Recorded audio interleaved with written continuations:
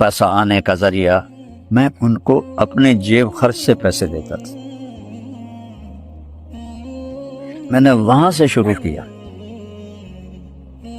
اور وہ ہمارے ایک وارڈن آ گئے, ناظم ہاسٹل, طالب صاحب رحمۃ اللہ علیہ. ابھی پرسوں میں نے ان کو خواب میں دیکھا, تو بڑے سخت, ماشاءاللہ میری بڑی پٹائی ہوئی ہے ان کی, شاید ہی کسی اور کو یہ شرف حاصل ہوا. تو وہ فلم دیکھنے پہ بہت مارتے تھے. اس سے پہلے عظیم صاحب تھے, وہ اتنے پکڑ نہیں کرتے تھے. تو ایک فلم آئی fall of the Roman empire, وہ بھی پلازا سینما پر لگی ہوئی تھی. تو اس کی پہلے بکنگ ہو رہی تھی. 90 کی دہائی میں جو PIA کا ٹکٹ بنتا تھا وہ بڑا خوبصورت ہوتا تھا, 3 پنے ہوتے تھے اور اوپر سے رنگین, اور پنے بھی رنگین. تو انہوں نے وہ رنگین ٹکٹ چھاپا. تو اس کے شوق میں نے جا کے 2 ٹکٹ خرید لیے, ایک اپنا اور ایک گلاب علی رحمۃ اللہ علیہ, میرا بڑا پیارا دوست تھا, فوت ہو گیا. تو اب ہمارے 2 گروپ تھے, سارے ہم زمینداروں کے لڑکے تھے, تو سب میں ہی تکبر. تو وہ ہمارے 2 پارٹیاں تھیں, کبھی ہم ان پہ چڑھ جاتے تھے, کبھی وہ ہم پہ چڑھ جاتے تھے. تو ان کی ہم نے پٹائی کروائی تھی ایک دفعہ. تو اب میں شو بازی میں ٹکٹ دکھانے لگے گا, ٹکٹ دیکھو بھائی, ٹکٹ دیکھو. تو ٹکٹ ہی ایسا تھا, ورنہ ادھر عام سینما میں تو اتنی سی پرچی ہوتی تھی. وہ ان کو پتہ چل گیا, انہوں نے مخبری کر لی. اور میں اور گلاب علی بڑے مزے سے پلازا سینما کی گیلری میں بیٹھے فلم دیکھ رہے تھے. انٹرول ہوا, یہ رومن امپائر کا زوال کیسے آیا, اس پر یہ فلم بنی تھی. اس میں ایک عمر شریف مجھے یاد ہے, ایک صوفیہ لورین اور ایک اسٹیفن بوائلڈ. تو عمر شریف مسلمان تھا, مصری تھا. تو کیسے زوال ہے اس پر. تو جب انٹرول ہوا اس وقت یہ پیپسی تو نہیں تھی, کوکا تھا, کوکا کولا 8 آنے کی بوتل آتی تھی. تو ہم نے سوچا ابھی وہ آتا ہے بوتل والا, تو اس سے بوتل لیتے ہیں. تو اتنے میں میری نظر پڑی دروازے پر, تو ہمارے جو نائب وارڈن تھے وہ اندر تشریف لا رہے, اشرف صاحب. میں کہ گلاب علی مر گئے, وہ اشرف آ گیا ہی. تو وہ آیا اور بڑے طنزیہ انداز میں مسکرا کر کے, اچھا پھر فلم دیکھی جا رہی ہے. میں کہا جی. وہ واپس چلا گیا. اب میں یہ سمجھا کہ نیچے طالب آپ مرحوم رحمۃ اللہ علیہ, اب تو کہنا چاہیے, وہ آئے ہوئے ہیں اور انہوں نے اس کو اوپر بھیجا ہے تحقیق کے لیے. میں کہا گلاب علی لگتا طالب ہیٹھا ہیں, تو اسی تھائیں اپنا سوٹے مار دیونے, چل اٹھیے نسیے. تو ایک عقبی دروازہ تھا سینما کا, ادھر ہم نے دوڑ لگائی. اب آگے گئے, ادھر راستہ تو ڈر لگا کہ طالب صاحب کھڑے ہوں گے. جدھر بھاگنا تھا آگے دیوار تھی, تو دیوار بھی خاصی اونچی تھی, جیسے یہ نیلا رنگ نظر آ رہا ہے اتنی اونچی دیوار تھی. تو ہم بھاگے تو آگے دیوار. تو خیر اس وقت بچپن جوانی میں نے جمپ لگایا اور دیوار پہ ہاتھ ٹک گئے, تو میں نے اپنے آپ کو اٹھا کے دیوار پہ. تو گلاب علی نے بھی ایسے کیا. ہم دونوں نے گھر میں جمپ, آگے گھر تھا پرائیویٹ, اس میں جمپ کیا تو ان کا کتا بھو بھو کرتا ہمارے پیچھے لگ گیا. اب ہم آگے آگے کتا پیچھے پیچھے, ہم آگے آگے کتا پیچھے پیچھے. وہ اللہ نے کرم کیا کہ ان کے گیٹ کا چھوٹا دروازہ کھلا ہوا تھا, تو ہم نے چھلانگیں لگائیں اور باہر نکلے. اور گلاب علی جو تھا وہ تو دوڑ گیا پیپل ہاؤس, اس کا چچا MPA تھا, وہ تو 3 دن آیا ہی نہیں. اب میرا تو کوئی چچا MPA نہیں تھا, تو میرا کزن تھا گورنمنٹ کالج میں, لیاقت حیات. میں اس کے پاس چلا گیا, میں کہا بھائی میری جان بچا, طالب میں نہیں چھڑنا. تو وہ شام تک تو میں رہا, تو اس سے آگے تو پھر اور جرم پہ جرم ہو جاتا. تو پھر انہوں نے اپنے نوکر کو بھیجا جو ہاسٹل سے نوکر ملتے تھے. تو اس نے آ کر کہا جی لیاقت صاحب کہہ رہے سن کہ بھائی طارق جمیل صاحب میرے کو سن. ہاں منو پتہ ہے, تو جا. اس کو جب کسی کو اتنا بڑا تھا وہ ایک سیف، اس میں اتنا موٹا تالا تھا، اس کی چابی ان کے پاس ہوتی تھی، جس کی پٹائی کرنی ہوتی تھی نا چابی اس کو پکڑاتے تھے، اے ذرا تالا کھولے جی، مجھے چابی پکڑائی، اے تالا کھولے جی، میں کہا یا اللہ یہ تو میرے بھی تالے کھول دے گا، تو میں نے تالا کھولا، اے ذرا کڑے جی، بیت کڑے جی، اتنا بڑا اس کا بیت تھا، انہوں نے کہا آ جا پترا، اور وہ یہاں ہاتھ رکھتا تھا اور اتنا جھک کے مارتا تھا تو وہ بیت اندر گھس جاتا تھا، یہاں پتہ نہیں اس میں نے کتنے مارے۔ گلاب علی آیا چوتھے دن، اتنے جو بھول بھول آ گیا، ٹکٹ بھی تیرا میں بھریا، تو آپ تو بچ گئے ہیں، تو مینو سوٹے پہ گئے۔ تو یہ کام تو میں نے وہاں سے شروع کیا تھا۔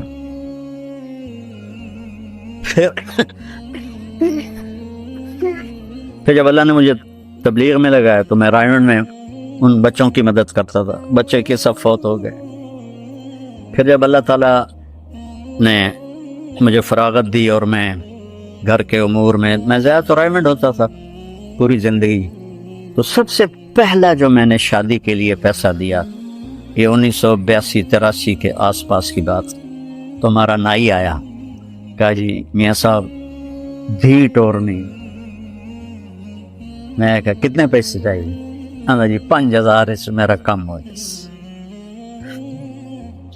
تو اپنے گاؤں میں پہلی دفعہ بڑی رقم، یہ بہت بڑی رقم ہے، اس وقت ڈالر بھی 4 روپے کا تھا، کیونکہ 82 میں جب میں انگلینڈ گیا چلے کے لیے تو 4 روپے کا ڈالر خریدا اور 19 روپے کا پاؤنڈ خریدا۔ 5000 بہت بڑی رقم تھی۔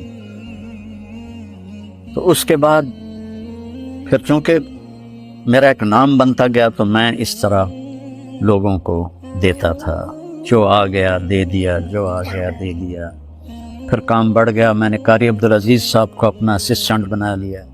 میرے آنے سے پہلے وہ 2-3 لاکھ روپیہ لے کے رکھ لیتے تھے کہیں سے ادھار، اور پھر وہ میرا 10 دن میں تقسیم ہو جاتا تھا، پھر میں بعد میں چیک بنا کے ان کو دے دیتا تھا۔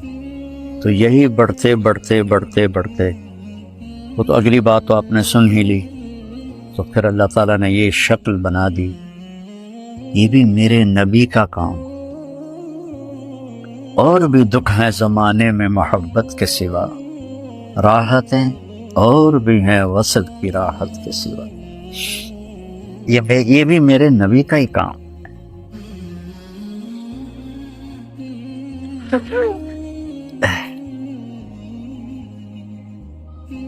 لیث بن سعد رحمۃ اللہ علیہ امام مالک کے ایسے پائے کے آدمی ہیں، علم میں ہو سکتا ہے تھوڑا اوپر ہی ہوں، لیکن مقدر امام مالک کا بڑا تھا، ان کو شاگرد ملے ایسے۔ پھر دوسرا وہ مدینہ میں تھے تو ان کا علم پھیل گیا۔ لیث بن سعد مصر میں تھے، مصر کوئی علمی مرکز نہیں تھا، تو اس لیے ان کی بات وہ اس طرح نہیں چل سکی۔ روزانہ ان کا دسترخوان لگتا تھا اور گوشت شوربہ، تو جب وہ ہر ایک کے لیے پلیٹ الگ ہوتی تھی، تو جب وہ شوربہ ختم ہوتا تو پلیٹ میں 1 دینار پڑا ہوتا تھا، ہر پلیٹ میں 1 دینار پڑا ہوتا۔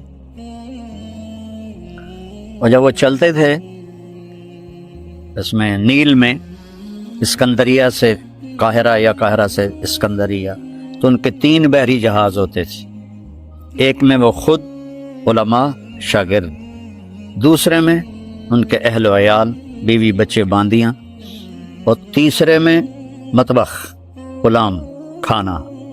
تو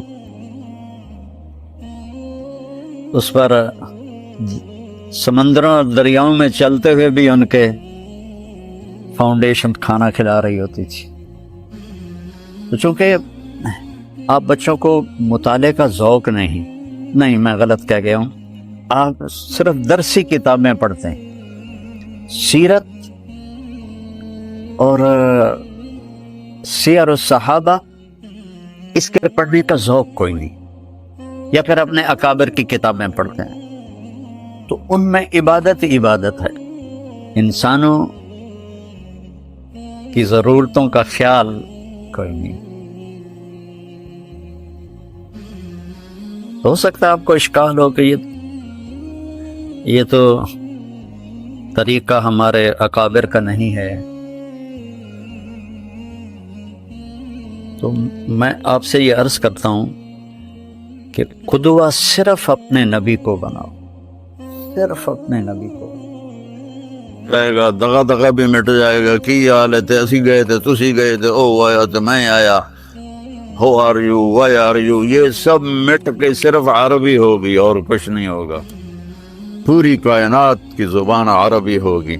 اور یومئذ تعرضون لا تخفى منکم خافیہ، کہ تیرا رب تمہیں زندہ کرے گا اور کوئی چھپنا چاہے نو، کوئی بھاگنا چاہے نہیں. عین المفر، نہیں بھاگ سکتے. کوئی چھپ جاؤں، لا تخفى، چھپ نہیں سکتے، بھاگ نہیں سکتے، ادھر ادھر نہیں ہو سکتے. لقد احصاہم، اللہ نے ایسے گھیرے میں لیا ہوا ہے، اور آگے پیچھے چھپ نہیں سکتے. وعدہم عدا. کیا میرا قرآن، میرے رب کا قرآن بولتا ہے. پڑھا کرو قرآن کو، پڑھا کرو قرآن. یومئذ تعرضون لا تخفى منکم خافیہ، آج کوئی نہیں چھپ سکے گا.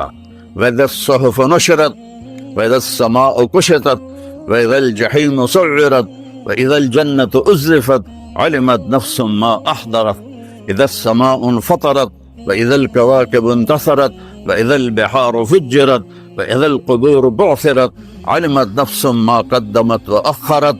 تو میرا رب فرماتے ہیں، میرے رب فرماتے ہیں کہ پھر اس دن پیپر اڑائے جائیں گے. پیپر، ہر آدمی کے ہاتھ میں پیپر خود آئے گا. ایسے نہیں پکڑے گا، ایسے نہیں پکڑے گا. ہر مرد عورت کے ہاتھ میں پیپر آئے گا، کسی کے سیدھے ہاتھ میں، کسی کے الٹے ہاتھ میں. فَأَمَّا مَنْ أُوتِيَ كِتَابَهُ بِيَمِينِهِ، جس کے سیدھے ہاتھ میں پیپر آ گیا، فَيَقُولُ، وہ کہے گا، وہ ایک نعرہ لگائے گا. نعرہ، یہ جلسوں میں نعرے لگاتے ہیں ہم تو تبلیغ میں تو الحمدللہ نعرے بازی نہیں ہوتی، تو ورنہ جلسوں میں تو دیتے رہے کی، اور خطیب کا جوش بھی نہیں آتا جب تک نعرے نہ سنے. تو جو اس کے ہاتھ میں جب پیپر آئے گا، وہ کہے گا ہو.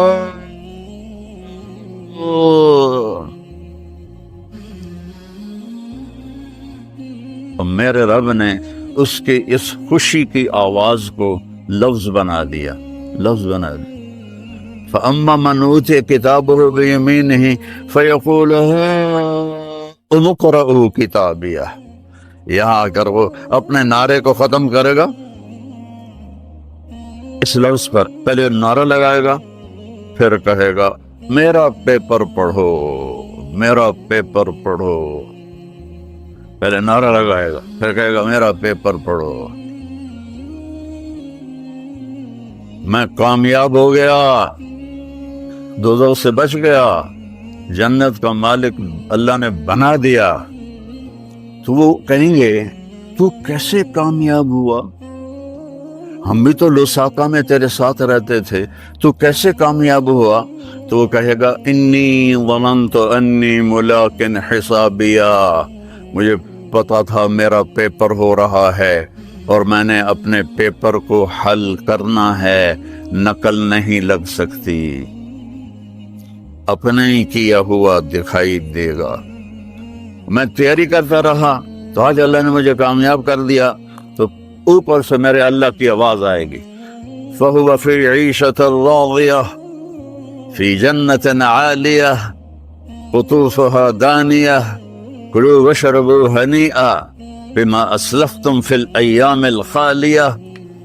کیا موسیقی ہے میرے رب کے کلام میں، اور کیا ردم ہے میرے رب کے کلام میں. تو میرے رب کی آواز آئے گی، میرے بندے کو بہترین زندگی مل گئی. آپ کے بڑوں نے انڈیا سے ہجرت کی کہ اچھی لائف کے لیے، کسی اور ملک میں جائیں تو وہ اچھی لائف کے پیچھے پیچھے پیچھے یہاں پہنچ گئے. میں کچھ 100 کے قریب ملکوں میں پھرا ہوں. ہر جگہ مجھے پٹھان بھی ملتے ہیں، گجراتی بھی ملتے ہیں. باقی کہیں ملتے ہیں کہیں نہیں ملتے، لیکن یہ 2 قومیں مجھے ہر جگہ ملتی ہیں. تو وہ اچھے فیوچر کے لیے. لیکن اللہ نے اس کو آئیڈیل ہوم نہیں بنایا. بنانے والا کہہ رہا ہے یہ آئیڈیل نہیں ہے، یہ تمہیں چھوڑ کے چلے جانا ہے. یہ تو موت کو روک کے دکھا دو، یہ جبریل کے ساتھ لڑ پڑو، نہیں مرتا ہوں چل آ جا میرے سامنے. یا قبر میں جانے سے انکار کر دو، اور اگر یہ نہیں ہو سکتا تو پھر کچھ کر لو. لکھے گا یہ عالی شان زندگی، آئیڈیل ہوم اب شروع ہو رہا ہے. آئیڈیل دنیا میں سب سے بڑا محل بنایا تھا پرشین امپائر کے بادشاہ خسرو پرویز نے، جس نے ہمارے نبی کا خط پھاڑا تھا. 40,000 پلر پر وہ کھڑا تھا. 40,000 پلر. تو کتنے اسکوائر فٹ ہوگی اس کی چھت؟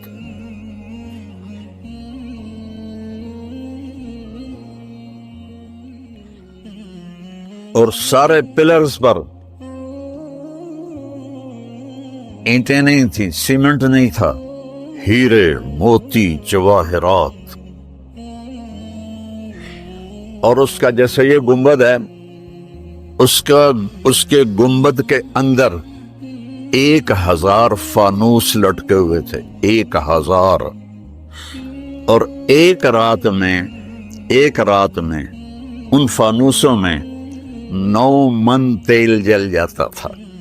309 من ہو گیا، 360 کلو تیل روزانہ اس میں جل جاتا تھا.